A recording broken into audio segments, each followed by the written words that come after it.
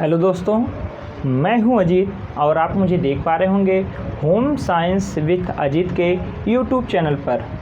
आज हम लोग इस वीडियो के माध्यम से पढ़ने वाले हैं फैट यानी कि वसा।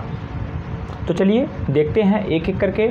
और आपको पता है आज बहुत ही बड़ी खुशखबरी मिली है हम लोगों को, क्योंकि आज विज्ञप्ति जारी हुई है किसकी लेकर के, आपके एलटी ग्रेड की यानी कि वैकेंसी आ गई है। तो हमें अपने पढ़ाई में लग जाना चाहिए, और जिससे अब की बार ये हमारी कॉम्पिटिटिव एग्ज़ाम का आखिरी एग्ज़ाम हो, जिससे हमको पुनः ना बैठना पड़े, और यानी कि इसमें से हमको एक सीट अपने लिए पक्की करनी है और हमको नौकरी लेनी है। तो चलिए देखते हैं एक एक करके। यहाँ पर हम बात करने वाले हैं फैट को यानी कि वसा को लेकर के। और वसा का जो रासायनिक नाम हुआ करता है वह आपका होता है ट्राईग्लिसराइड। यानी कि आपसे पूछे कि वसा का रासायनिक नाम क्या है, तो वसा का रासायनिक नाम ट्राईग्लिसराइड हुआ करता है। तो देखिए, वसा एक कार्बनिक पदार्थ है। तो यहीं से अब हमारे दिमाग में एक क्वेश्चन पुटअप होता है कि सर वसा जी कार्बनिक पदार्थ है, क्या कोई पदार्थ अकार्बनिक भी होता है? अब आप बता रहे हैं कि अकार्बनिक भी कोई पदार्थ होता है, तो सर कार्बनिक पदार्थ कहते किसे हैं? जब कार्बनिक और अकार्बनिक की बात होती है, अगर इसके डिफिनेशन की बात करें, तो इसके जांचने का, इसके परखने का, इसके परीक्षण का एक बहुत ही आसान तरीका होता है। वह तरीका होता है दहन परीक्षण। जब हम लोग किसी भी पदार्थ का दहन परीक्षण करते हैं, दहन क्रिया के दौरान यदि दहन क्रिया से हमें उस पदार्थ से, जिस पदार्थ का हम लोग दहन कर रहे हैं, यदि उससे राख की प्राप्ति हो रही है, तो वह पदार्थ अकार्बनिक पदार्थ होता है। यदि राख की प्राप्ति अर्थात किसी भी अवशेष की प्राप्ति नहीं हो रही है, तो वह पदार्थ कार्बनिक पदार्थ होता है। क्योंकि आपको पता है कि कार्बन जो हुआ करता, कार्बन के अणु हुआ करते हैं, बहुत छोटे छोटे होते हैं और यह वायुमंडल में तैरते रहते हैं। अर्थात जो कार्बनिक पदार्थ होते हैं, इनसे हमें किसी भी प्रकार के अवशेष की प्राप्ति नहीं होती है। उसी प्रकार से जो यहाँ पर आपका वसा है, यह आपका एक कार्बनिक पदार्थ है। यहीं पर हमने आपके दिमाग में एक क्वेश्चन डाला कि कौन से पदार्थ अकार्बनिक पदार्थ हैं।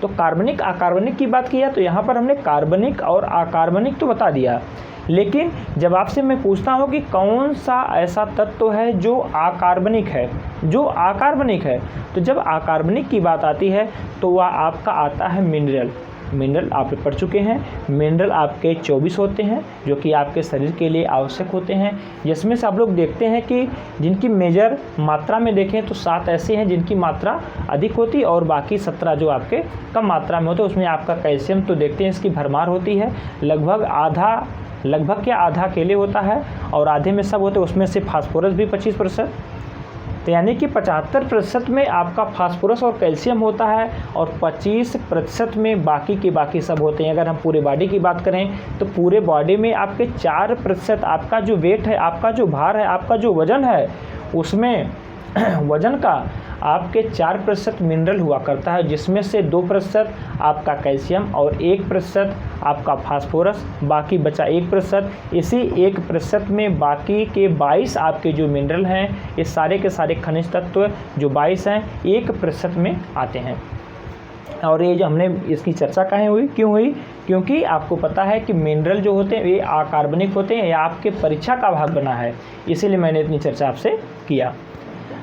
तो यहाँ पर हमने जाना कि जो वसा है एक कार्बनिक पदार्थ है। इसके साथ साथ जो हम वसा की संरचना की बात करें, तो आपके जो वसा है, फैट है, इसमें आपका कार्बन, हाइड्रोजन और उसके साथ साथ ऑक्सीजन पाया जाता है। आप कहते हैं सर हमने तो पढ़ा है कि यही तो हमारे कार्बोहाइड्रेट में भी पाए जाते हैं। तो हाँ जी हाँ, आपने सही पढ़ा है कि कार्बोहाइड्रेट में भी आपका कार्बन, हाइड्रोजन के साथ साथ ऑक्सीजन पाया जाता है, लेकिन इनका जो अनुपात हुआ करता है, इनके अनुपात में अंतर होता है। वहीं पर कार्बोहाइड्रेट में कार्बन, हाइड्रोजन और ऑक्सीजन का अनुपात कुछ और होता है, जबकि आपके जो फैट है, जो वसा है, इसमें कार्बन, हाइड्रोजन और ऑक्सीजन का अनुपात कुछ और होता है, जिससे ये दोनों एक दूसरे से अलग हो जाते हैं। इतनी बात समझ में आ गई। अब बात आती है कि सर भिन्न कौन है। हम लोग क्योंकि देखते हैं 3 ही चीज़ पढ़ते हैं जिनका हमारे शरीर में पाचन होता है। आप लोग पढ़ते हैं कि कार्बोहाइड्रेट, वसा और प्रोटीन, इन्हीं 3 का पाचन होता है। बाकी की बाकी सबका जो है अवशोषण हो जाता है। जैसे कि आपका हो गया मिनरल हो गया, आपका विटामिन्स हो गए, आपका जल हो गया, इनका पाचन आपके शरीर में नहीं होता है। यहाँ से भी क्वेश्चन आपके से पूछता है कि निम्नलिखित में से किनका हमारे शरीर में पाचन होता है। तो जानिए कि पाचन इन्हीं तीनों का होता है। इनमें बच गया आपका प्रोटीन। प्रोटीन में आपका कार्बन, हाइड्रोजन, ऑक्सीजन के साथ साथ आपका पाया जाता है नाइट्रोजन। यही इनसे अलग करता है, क्या अलग करता है? नाइट्रोजन। और यही नाइट्रोजन जो आप लोग पढ़ते हैं कि जो प्रोटीन है वह हमारे कोशिकाओं की मरम्मत करता है, नए कोशिकाओं का निर्माण करता है। तो बल्कि प्रोटीन का, आपका जो प्रोटीन का कुछ और नहीं बल्कि आप लोग पढ़ते हैं कि प्रोटीन का सिंपलेस्ट फार्म होता है अमीनो एसिड, और वह अमीनो एसिड किस में कन्वर्ट हो जाता है? आपके नाइट्रोजन में। आपने पढ़ा है कि 6.25 यानी कि 6.25 ग्राम प्रोटीन से 1 ग्राम नाइट्रोजन की प्राप्ति होती है। और यही नाइट्रोजन आपकी वृद्धि का कार्य करता है, आपकी कोशिकाओं का निर्माण करता है, आपकी कोशिकाओं की मरम्मत करता है, टूट फूट की मरम्मत करता है, कोई और नहीं बल्कि आपका यही नाइट्रोजन, जो कि 6.25 जो कि परीक्षा का भाग बना है, 6.25 ग्राम प्रोटीन से 1 ग्राम नाइट्रोजन की प्राप्ति होती है। इतनी बात आपने जाना। अब वहीं पर हम लोग देखते हैं कि 1 ग्राम वसा से यानी कि 1 ग्राम फैट से 9.2 किलो कैलोरी ऊर्जा की प्राप्ति होती है। यहीं से आपसे क्वेश्चन एक और पूछता है कि 9.25 किलो कैलोरी ऊर्जा की प्राप्ति होती है, तो इसका ग्रास वैल्यू कितना होता है, यानी कि इसका सकल मूल्य कितना है। हमें तो ऊर्जा तो इतने ही प्राप्त होती है, लेकिन 1 ग्राम फैट का सकल मूल्य कितना है, इससे सकल कुल ऊर्जा कितनी प्राप्ति होती है जो हमें मिलती है वो अलग बात है, लेकिन इसके अंदर कुल कितनी ऊर्जा है, तो वह ऊर्जा होती है 9.45 किलो कैलोरी। 9.45 kilo calorie. आप दोनों में कंफ्यूज आते हैं तो जानिए कि जो आपका कार्बोहाइड्रेट हुआ करता है, 1 ग्राम कार्बोहाइड्रेट से 4.2 किलो कैलोरी का ऊर्जा मिलती है। उसी प्रकार से प्रोटीन से भी इतना मिलती है, तो उससे लगभग 2.5 गुना ऊर्जा आपके फैट से मिलती है। लेकिन यहीं पर आपको एक बात और जाननी होगी कि जो फैट से हमें ऊर्जा इतनी प्राप्त होती, लेकिन इतनी ऊर्जा को प्राप्त करने के लिए हमारे शरीर को कहीं इससे अधिक मात्रा में इसके पाचन में हमें ऊर्जा, हमारे शरीर की ऊर्जा लग जाती है। तो अर्थात इससे बहुत ज़्यादा हमें लाभ की प्राप्ति नहीं हो पाती है। ऊर्जा तो मिलती है लेकिन खुद ही इसको पचाने के लिए हमें इससे अधिक ऊर्जा की आवश्यकता पड़ती है। तो इतनी बात आपने जाना। वहीं पर जब हम ऊर्जा की बात करते हैं तो हमने देखा कि टीजीटी 2021 में एक क्वेश्चन बना था कि ऊर्जा का एसआई मात्रक क्या है। एसआई मात्रक क्या है? तो ऊर्जा का एसआई मात्रक आपका जूल होता है। इतनी बात हो गई। वसा जल में आघूलनशील है। आप लोग देखते हैं कि जब हम पानी में तेल को डालते हैं तो तेल तैरता हुआ रहता है, तेल तैरता रहता है। आप लोग भोजन करते हैं, देखते हैं जब उसमें ज़्यादा तेल पड़ा हुआ रहता है तो ऊपर तेल तैरता, हम लोग कहते हैं बहुत ज़्यादा तेल पड़ा है, देखिए पूरा तेल तैर रहा है। तेल क्यों तैर रहा है? क्योंकि जो तेल है, जो कि आपका फैट है, जो आपका वसा है, यह पानी में आघूलनशील है। तो क्या सर वसा पानी में ही आघूलनशील है कि और किसी में भी, किसी अन्य चीज़ में घुलनशील है भी? तो जब घुलनशीलता की बात आती है तो कई सारे कार्बनिक पदार्थ होते हैं, जैसे कि आपका हो गया बेंजीन हो गया, ईथर हो गया, क्लोरोफार्म हो गया। ये आपसे नाम पूछता है कि वसा किसमें, निम्नलिखित में से किसमें अघुलनशील है, तो उसमें आपका एक जल दे देगा और बाकी के बाकी 3 कार्बनिक पदार्थ जो हैं आपके ईथर हो गया, बेंजीन हो गया, क्लोरोफार्म हो गया, इनका नाम देता है। तो आप कंफ्यूज जाते हैं क्योंकि हम जनरली पढ़ते हैं कि कोई कुछ भी है अगर हम पानी मिला दें तो वह उसमें गल जाता है। तो जान लीजिए कि वसा आपका जल में अघुलनशील है, बल्कि आपका ईथर हो गया, बेंजीन हो गया, क्लोरोफार्म हो गया, ये सारे के सारे पदार्थ कार्बनिक पदार्थ होते हैं, ये इसी में घुलनशील होता है। चलिए, जब वसा का जल अपघटन होता है यानी कि हाइड्रोलाइसिस की क्रिया होती है, जो सरल वसा होती है वह 1 ग्लिसरॉल और 3 फैटी एसिड में टूटता है। 1 ग्लिसरॉल और 3 फैटी एसिड, ये आपकी परीक्षा का भाग बना है कि जब वसा का जल अपघटन होता है तो यह कितने फैटी एसिड में टूटता है। तो जब फैटी एसिड की बात करें तो आपके 3 फैटी एसिड में टूटता है। तो जब 3 फैटी एसिड की बात आती है तो यहाँ से भी क्वेश्चन बनता है। क्वेश्चन बनने के कई कारण हैं। यहाँ से क्वेश्चन बनने के कई कारण हैं, क्योंकि हमें पता है कि आपके 3 एसेंशियल फैटी एसिड होते हैं, अर्थात 3 आवश्यक फैटी एसिड होते हैं, वहाँ से भी क्वेश्चन बनता है।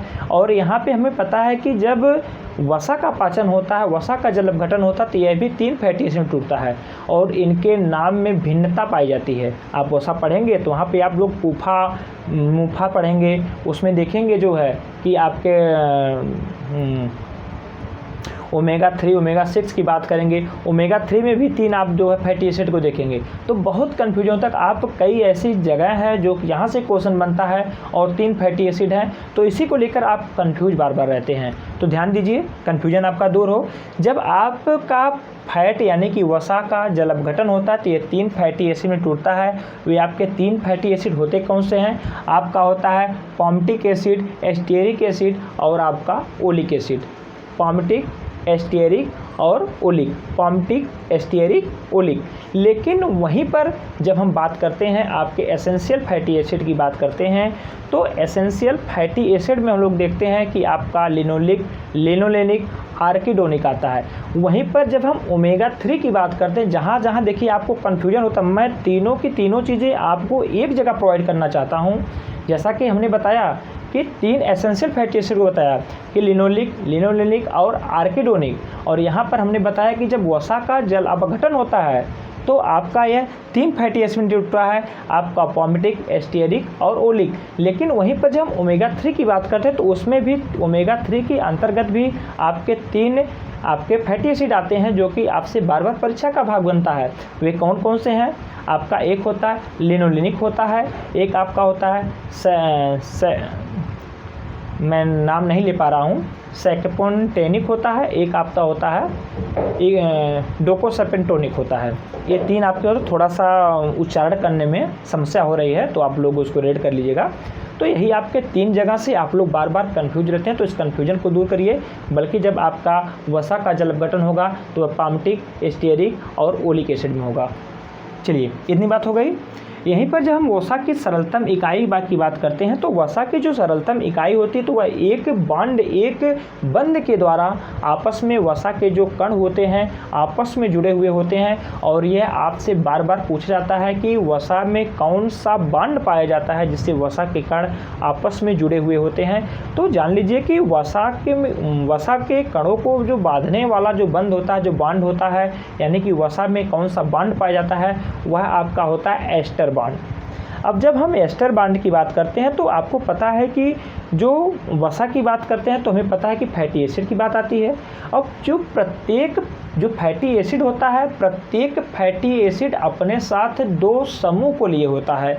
अब यहाँ पर बात तो हमने कर दिया कि 2 समूह लिए हुए होते हैं। वे 2 समूह होते कौन कौन से हैं? प्रत्येक फैटी एसिड के पास 2 समूह होते हैं। वे 2 समूह कौन कौन से होते हैं? एक आपका होता है एमिनो समूह होता है और एक आपका होता है कार्बोक्जिलिक समूह। यह जो एमिनो समूह हुआ करता है यह वसा को क्षारीयता प्रदान करता है, क्षारी बनाता है। लेकिन वहीं पर जो उसके साथ जो कार्बोक्जिलिक समूह होता है यह वसा को अम्लीय बनाता है। जब 2 फैटी एसिड पास आते हैं और प्रत्येक के पास 2 समूह होता है, एक आपका एमिनो को हमने ए से डिनोट कर दिया यहाँ पे, और कार्बोक्जिलिक को हमने के से डिनोट कर दिया। उसी प्रकार से एक फैटी एसिड हमारा यहाँ पर है और एक फैटी एसिड हमारा यहाँ पर है, फैटी एसिड यहाँ पर है, और इसके साथ भी 2 आपके हैं, एक आपका समूह एमिनो समूह, एक आपका के से कार्बोक्जिलिक समूह लिख दिया। जब एक फैटी एसिड का एमिनो समूह दूसरे फैटी एसिड के कार्बोक्जिलिक समूह से मिलता है और उसका दूसरा कार्बोक्जिलिक समूह और इसके दूसरे वाले एमिनो समूह से मिलते हैं, तो यही एक बंध का निर्माण करते हैं और इसी बंध को क्या कहते हैं?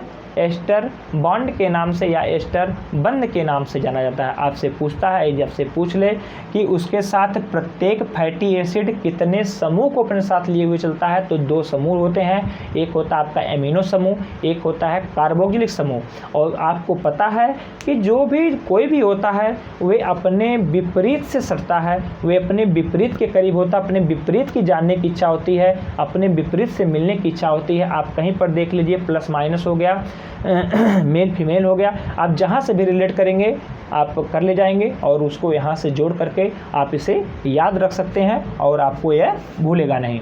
इतनी बात हो गई। तो वसा का अपघटन भी बताया और एस्टर बॉन्ड को बताया। वहीं पर हम जानते हैं और जान लें कि जो आपका स्पर्म की बात करते हैं, अंडे की बात करते हैं, मस्तिष्क की बात करते हैं, जो इसके ऊतक हुआ करते हैं, इनके ऊतकों में लगभग 75% आपका लिपिड पाया जाता है, अर्थात आपके वसा पाई जाती है, यानी कि स्पर्म, अंडा और मस्तिष्क के ऊतकों में 75% तक जो है आपका लिपिड पाया जाता है। अब हम बात करते हैं, इतनी तो बात हो गई हमारी फैट के ऊपर। अब यहीं पर हम बात करते हैं रासायनिक संरचना के आधार पर जो इनका क्लासिफिकेशन है, वर्गीकरण है वसा का, उस पर हम बात करते हैं। जब हम रासायनिक संरचना के आधार पर वर्गीकरण की बात करते हैं तो पहला वर्गीकरण आता है आपका सिंपल फैट, यानी कि सरल वसा। सरल वसा होती क्या है? सरल वसा वसा का वह प्रकार है जिसके जल अपघटन के उपरांत 1 ग्लिसरॉल और 3 फैटी एसिड की प्राप्ति होती है, उसे सरल वसा के नाम से जाना जाता है। अब पुनः यहाँ पे बात आ गई 3 फैटी एसिड 1 ग्लिसरॉल। तो 3 फैटी एसिड कौन कौन से हैं?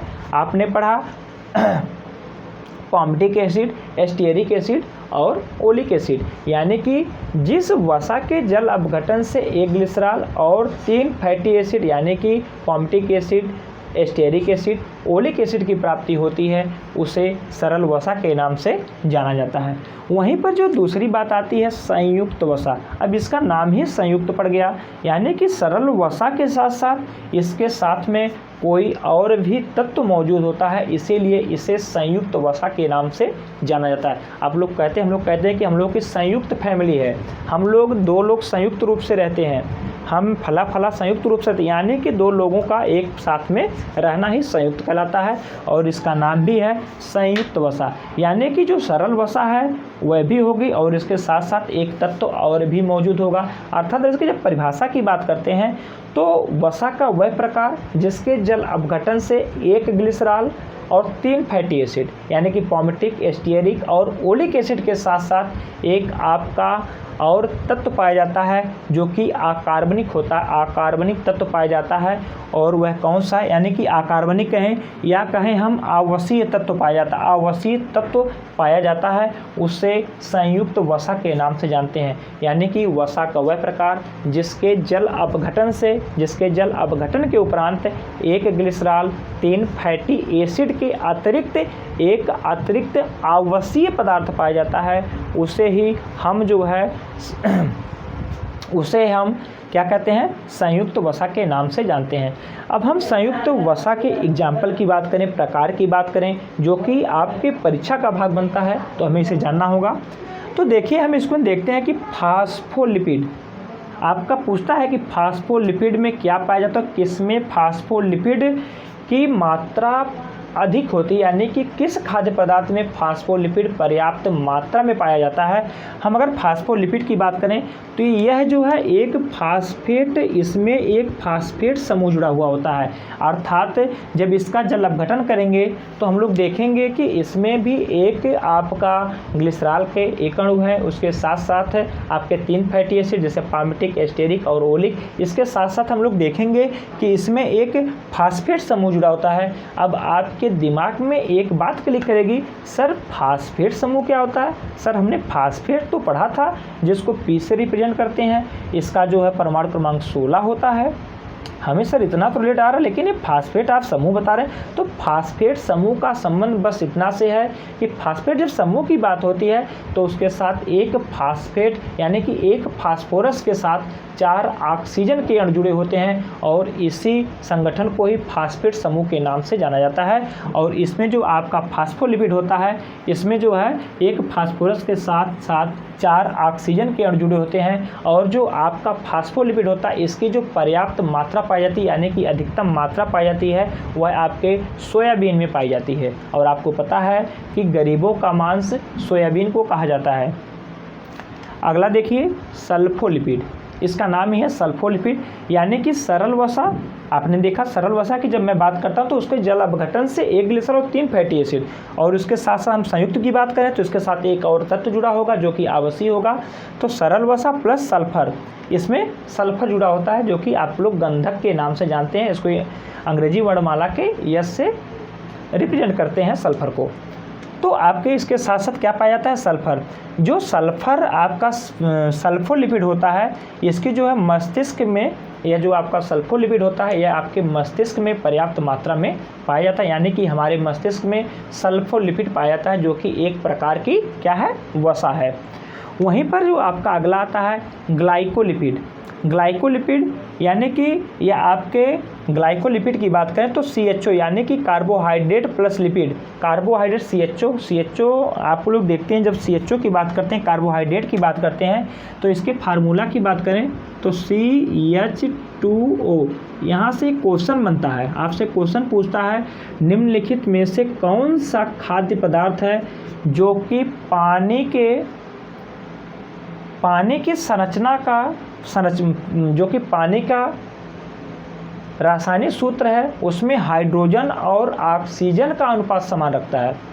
या कौन सा खाद्य पदार्थ है जिसके हाइड्रोजन और ऑक्सीजन का अनुपात पानी के हाइड्रोजन और ऑक्सीजन के अनुपात के बराबर है, तो वह आपका आता है कार्बोहाइड्रेट। और इसे CHO के नाम से भी जाना जाता है, यानी कि इसे बोलचाल की भाषा में CHO भी कहा जाता है कार्बोहाइड्रेट को। तो इससे आपसे परेशान होने की ज़रूरत नहीं है कि सर आप ये क्या लिख दिए CHO, ये क्या आ गया, कार्बन हाइड्रोजन ऑक्सीजन। तो ये भी है, इसके 3 तत्व हैं, कार्बन हाइड्रोजन और ऑक्सीजन, लेकिन इसमें हाइड्रोजन की मात्रा कितनी है, 2 है। हाइड्रोजन के अणु की मात्रा 2 है। तो ग्लाइकोलिपिड में आपका कार्बोहाइड्रेट और लिपिड का यह मिक्स रूप होता है। तो लिपिड की बात करेंगे तो लिपिड में आपका जो है सिंपल फैट की बात हो जाएगी। तो आपके कार्बोहाइड्रेट और लिपिड, और यही जो है जो आपका ग्लाइकोलिपिड होता है, इसकी जो प्रतिशत मात्रा होती है आपके मस्तिष्क के ऊतकों में इसकी प्रतिशत मात्रा अधिक होती है। इसी कारण इसे जो है ग्लाइकोलिपिड को सेरेब्रोसाइट के नाम से भी जाना जाता है। इसे सेरेब्रोसाइट के नाम से भी जानते हैं, इसे सेरेब्रोसाइट भी कहते हैं। वहीं पर आपका आता है लिपोप्रोटीन। यहाँ पर इसके नाम से ही स्पष्ट है कि लिखा हुआ है लिपो और यहाँ पे प्रोटीन, यानी कि लिपिड और प्रोटीन, यानी कि लिपिड के साथ साथ एक प्रोटीन भी उपस्थित होता है, इसीलिए इसे लिपोप्रोटीन के नाम से जाना जाता है। अगर हम लिपोप्रोटीन की बात करते हैं तो इसमें जो है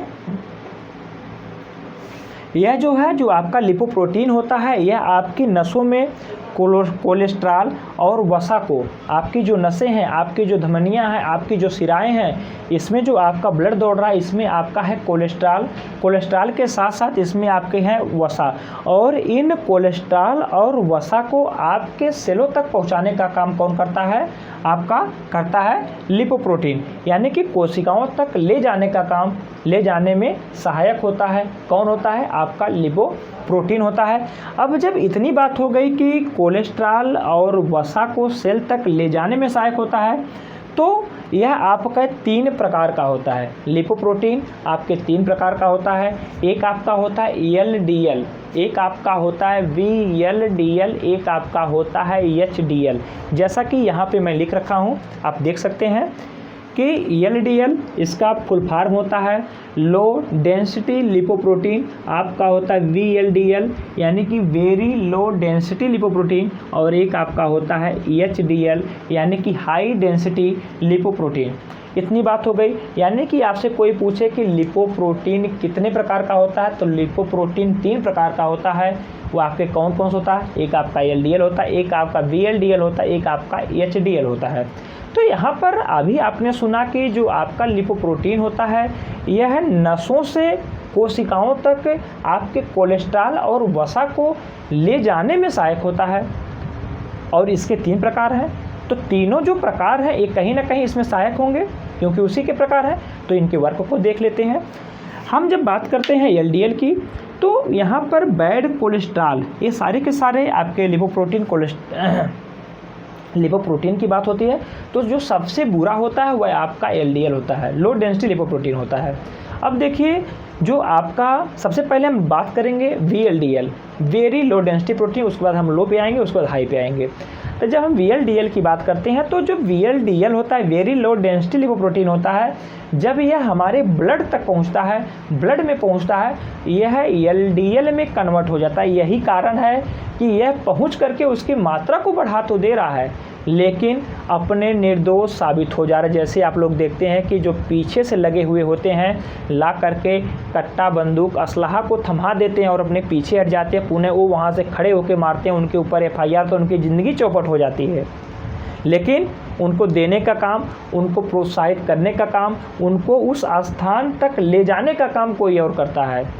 बदनाम वो नहीं होता है, बल्कि जो वहाँ पर सामने खड़ा होकर के वो काम करता है, बदनाम वो होता है। उसी प्रकार से जो यहाँ पर VLDL है, यही VLDL जब आपके ब्लड में पहुँचता है तो यह VLDL LDL में कन्वर्ट हो जाता है।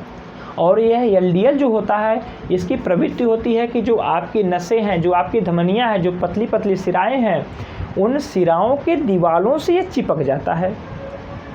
जैसा कि इसका बहुत ही परफेक्ट उदाहरण है, आप लोग देखते हैं कि आप लोग गृहिणी हैं, मैक्सिमम गृह विज्ञान पढ़ने वाली अभी तक तो लड़कियां हैं, देखो लड़कियों को देखा जाता है, अब लड़कों की भी संख्या बड़ी है, एक मैं खुद ही लड़का हूं। तो आप लोग घर में रहते हैं, खाना बनाते हैं, तो जो आपका सिंक लगा होता है वहाँ से आप लोग देखते हैं कि बराबर आप लोग तैली बर्तन को धोते हैं, हाथ में तेल लग गया, यानी कि बराबर वहाँ से तेल होता हुआ आपके नाले में जाता है। तो जब देखते हैं सिंक से जो पाइप लगी हुई होती है, वह देखते हैं धीरे धीरे धीरे धीरे जो उसका डाया हुआ करता है, जो उसके छिद्र हुआ करता है, वो पतला होता हुआ चला जाता है। वो पतला क्यों होता है?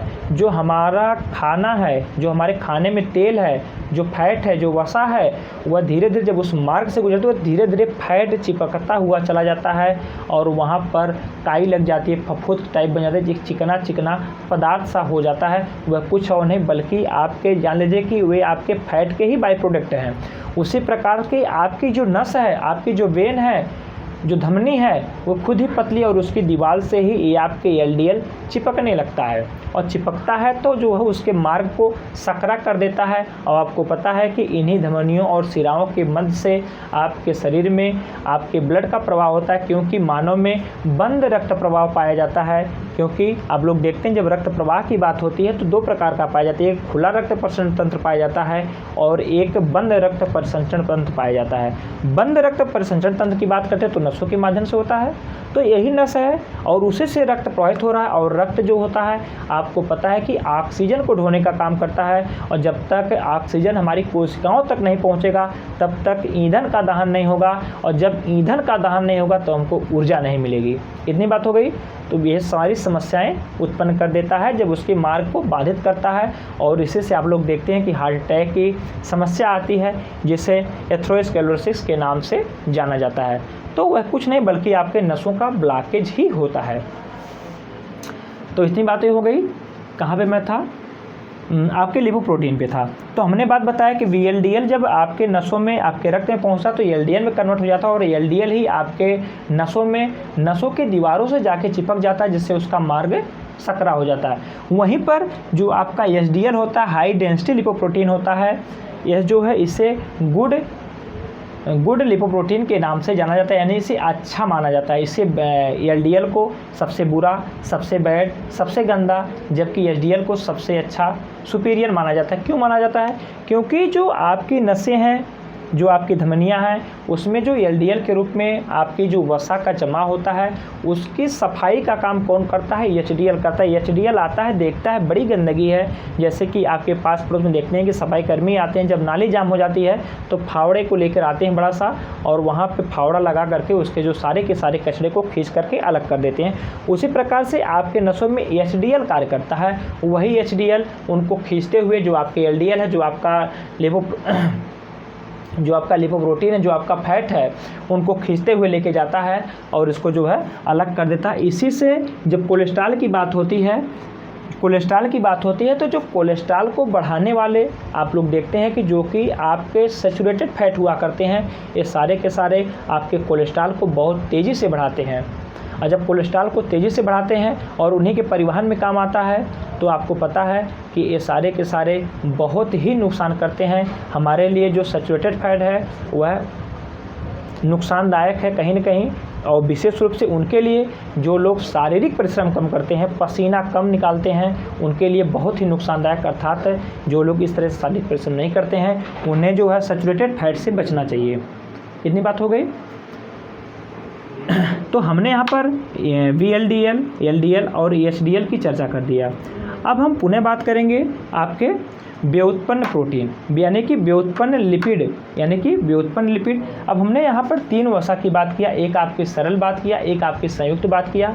अब मैं पुनः बात करने वाला हूँ व्युत्पन्न लिपिड। अब व्युत्पन्न लिपिड क्या होता है? आपके सरल और संयुक्त लिपिड के मेल से, सरल और संयुक्त लिपिड के जल अपघटन से जो एक नए लिपिड का जन्म होता है, उसे ही व्युत्पन्न लिपिड के नाम से जाना जाता है। इसलिए कई प्रकार का होता है। इसमें जो मुख्य रूप से एक नाम निकल करके आता है, जो एक विशेष करके हम लोग पढ़ते हैं, वह आपका होता है स्टेरॉल। स्टेरॉल भी एक प्रकार का व्युत्पन्न आपका लिपिड है, लेकिन ये ना जानिए कि सिर्फ और सिर्फ स्टेरॉल ही होता, बल्कि और इसी की तरह बहुत सारे होते हैं, लेकिन इसमें से जो मुख्य है एक आपका स्टेरॉल है जो हमें पढ़ना है। स्टेरॉल की बात करते हैं, जो कि आपका जटिल मोनो हाइड्रोक्सिल एल्कोहल होता है। आपका जो स्टेरॉल होता है यह आपका जटिल मोनो हाइड्रोक्सिल एल्कोहल होता है। अब इसकी अगर मैं बात करूं आपके, तो इसके अंतर्गत आपका कोलेस्ट्रॉल आता है, पादप स्टेरॉल आता है। स्टेरॉल के ये सारे के सारे प्रकार हैं। स्टेरॉल के प्रकार हैं आपका कोलेस्ट्रॉल, आपका पादप स्टेरॉल और आपका एर्गोस्टेरॉल। जब हम कोलेस्ट्रॉल की बात करते हैं तो आपको पता है कि कोलेस्ट्रॉल हमारे शरीर के लिए आवश्यक भी होते हैं, क्योंकि हमने पढ़ा है कि विटामिन डी एक प्रोविटामिन है।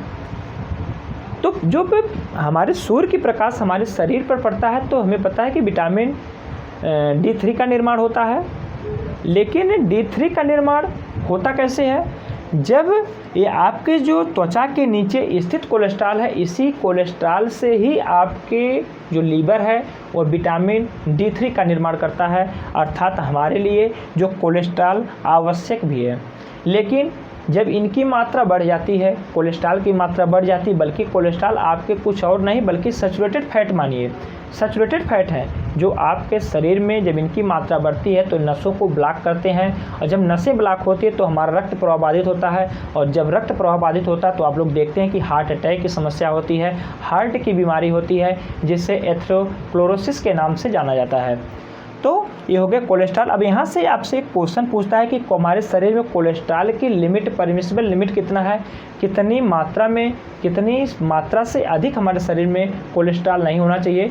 तो 150 से 200 से ऊपर नहीं होना चाहिए। वहीं पर आपका आता है जो कि कोलेस्ट्रॉल की बात करें तो ये आपके जंतु जगत में पाया जाता है। वहीं पर हम बात करते हैं पादप स्टेरॉल, जो कि पादप स्टेरॉल की बात करें तो आपको नाम से ही स्पष्ट है कि यह जो है पादप में यानी कि पेड़ पौधों में पाया जाने वाला है।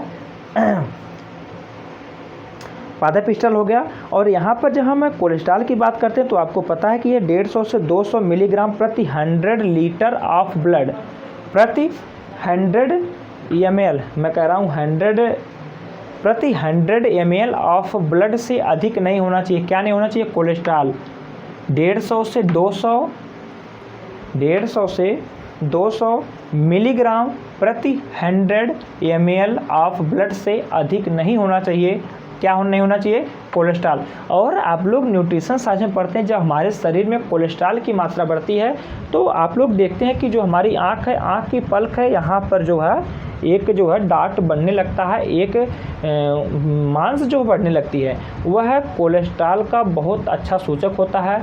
तो अर्थात जिनमें यह आपकी शरीर इंगित करने लगे तो उनको विशेष रूप से सचेत हो जाना चाहिए, और हमें ऐसे जो है सैचुरेटेड फैट से खाने से बचना चाहिए और उसका परहेज करना चाहिए। और पादप स्टेरॉल की बात करते हैं तो नाम से ही स्पष्ट है कि यह जो है पादपों में पाया जाता है, यानी कि वनस्पति, इसे वनस्पति स्टेरॉल या फाइटो स्टेरॉल के नाम से भी जाना जाता है।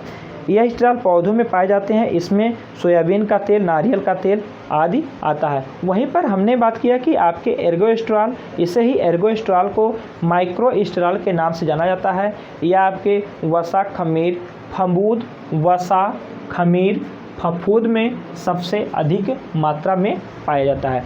तो चलिए आज हम यहीं तक रखते हैं और हम नेक्स्ट क्लास में आपसे बात करने वाले हैं फैटी एसिड। फैटी एसिड में हम लोग देखेंगे सैचुरेटेड, अनसैचुरेटेड। सैचुरेटेड में देखेंगे कौन कौन से सैचुरेटेड फैटी एसिड हैं। वहीं पर जब अनसैचुरेटेड की बात करेंगे तो वहाँ पर हम लोग पढ़ेंगे पूफा यानी कि पूफा पॉली अनसैचुरेटेड फैटी एसिड। वहीं पर मूफा पढ़ेंगे यानी कि मोनोअनसैचुरेटेड फैटी एसिड। अब हम लोग देखेंगे कि मूफा के अंतर्गत कौन आता है। पूफा के अंदर की बात करेंगे तो वहाँ पे हम लोग पढ़ेंगे ओमेगा 3 और ओमेगा 6।